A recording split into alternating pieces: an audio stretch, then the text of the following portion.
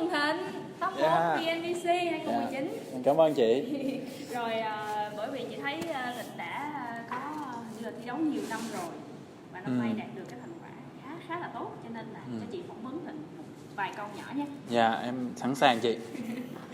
Rồi đầu tiên là cho chị hỏi là chị thấy Thịnh thi nhiều lần nhưng mà chính xác là Thịnh đã thi bao nhiêu năm rồi và năm nay Thịnh cảm thấy như thế nào? Thì chính xác của em là em đã thi 4 năm rồi, là từ lúc mà VNBC về Việt Nam là em đã thi rồi. Nhưng mà 2 năm đầu đối với em thì giống như là em đi để tham gia cuộc thi này kiểu như là nó một sân chơi để gặp mọi người cho nó vui ấy. Chứ cũng không có một cái đặt niềm tin là vào vòng trong hay không vào vòng trong. Rồi 2 năm gần đây thì thi nó nghiêm túc hơn một chút, là để vào vòng sâu hơn. Cũng không có cũng không đặt niềm tin là mình sẽ champion hay không. Thì đối với năm nay thì em thấy cảm nhận của em thì vẫn là như những năm trước, là khá là vui. Là cái đầu tiên là mình gặp được mọi người làm cà phê chung, tại vì mỗi năm cái VNVC chỉ tổ chức một lần thôi, và hầu như là khi tổ chức thì tất cả các anh em bạn bè trong ngành cà phê đều hội lại đó để cùng vui và nói chuyện với nhau, cũng tạo ra một cái sân chơi để mọi người giao lưu với nhau. Đó là cái đầu tiên. Và cái thứ hai nữa là kiểu như bị phấn khích và bất ngờ khi mà mình đạt được top 4. Rồi em có thể nói sơ về cái loại cà phê mang đi thi được không? Cà phê mang đi thi là của Ethiopia, từ vùng Ruchi. Thì ở cái vùng này thì độ cao nó nằm ở cái mức 1950 m cách mặt nước biển. Và ở đây khí hậu và thổ nhưỡng khá phù hợp cho việc cái cây cà phê phát triển. Thì với cái loại cà phê thi năm nay, khi mà roast xong hết, khi mà rang xong hết rồi thì khi mà chiết xuất ra thì nó có một cái stay note của nó là blackberry nè, orange nè, plum nè và long sweet aftertaste, và nó có pomelo acetic là bưởi acetic. Thì với cái cà này thì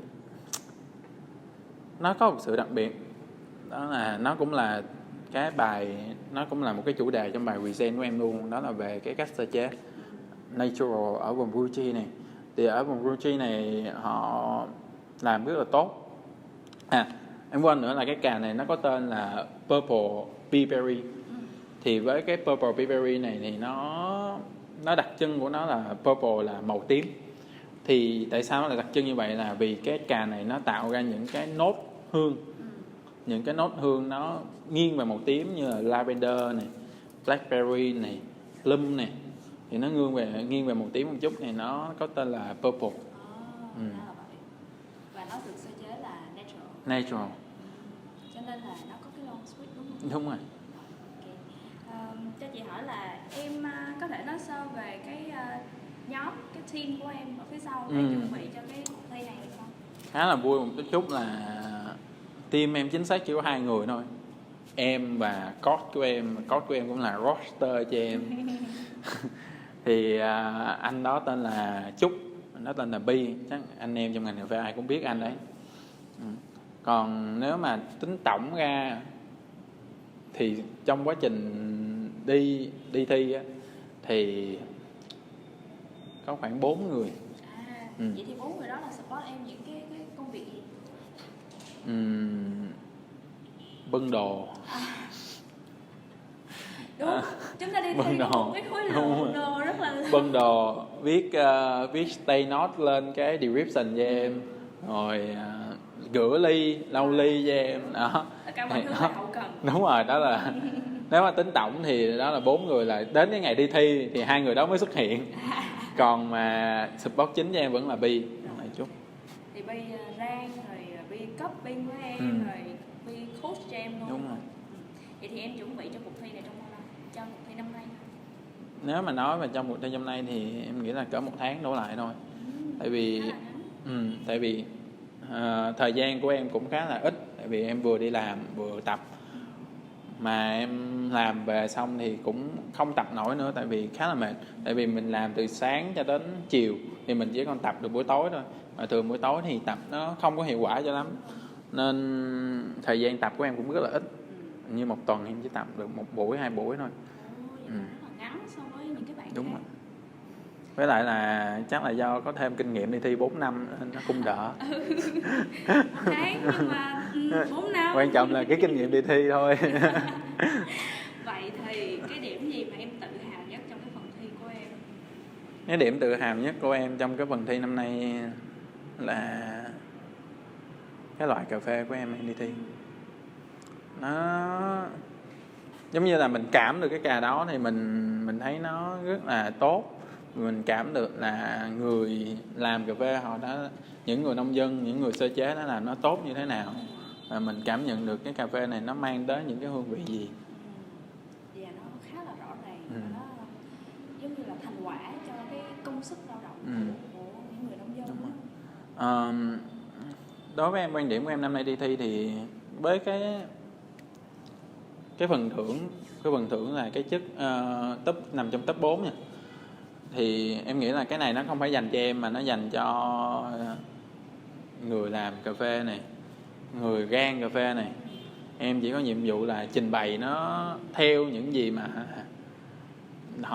những cái người làm cà phê, những người nông dân họ đã nhào nắng ra được một cái tinh túy của hạt cà phê thôi. Em chỉ là người mang cái đó ra để trình bày thôi. Thì trong cái bài present của em á là em nói về natural process, và em muốn gửi một cái thông điệp đến cho những cái người làm cà phê ở Việt Nam về làm cái cách natural.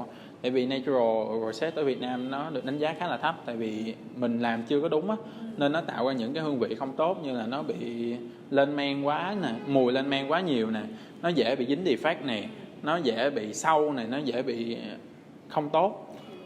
Thì cái cà mang tới là cà Ethi, thì ở đó người ta làm natural rất là tốt. Thì mình nên nhìn thấy là chỉ cần làm tốt thì nó sẽ tạo ra một cái giá trị về cà phê tốt. Thì em muốn mang đến một cái thông điệp như vậy. Ngoài ra thì cái đó là thông điệp của em, và em muốn mọi người hiểu là tất cả các loại cà phê nó đều có một cái giá trị riêng của nó, thì quan trọng mình phải làm cho cái giá trị đó nó nổi bật ra. Rất là tốt. Vậy thì cho chị hỏi là trong bài thuyết trình của em á, là em thấy bản thân mình cần cải thiện những điểm nào?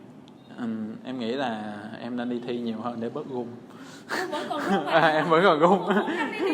Em vẫn còn gung. Và ngoài ra thì em nên học thêm phát âm tiếng Anh. Thì em nghĩ là cái cách em nói nó khá là khó nghe. Khó nghe mà đã tập 4 rồi đó. Thì nếu dễ nghe thì sao? Maybe thì có thể cao hơn.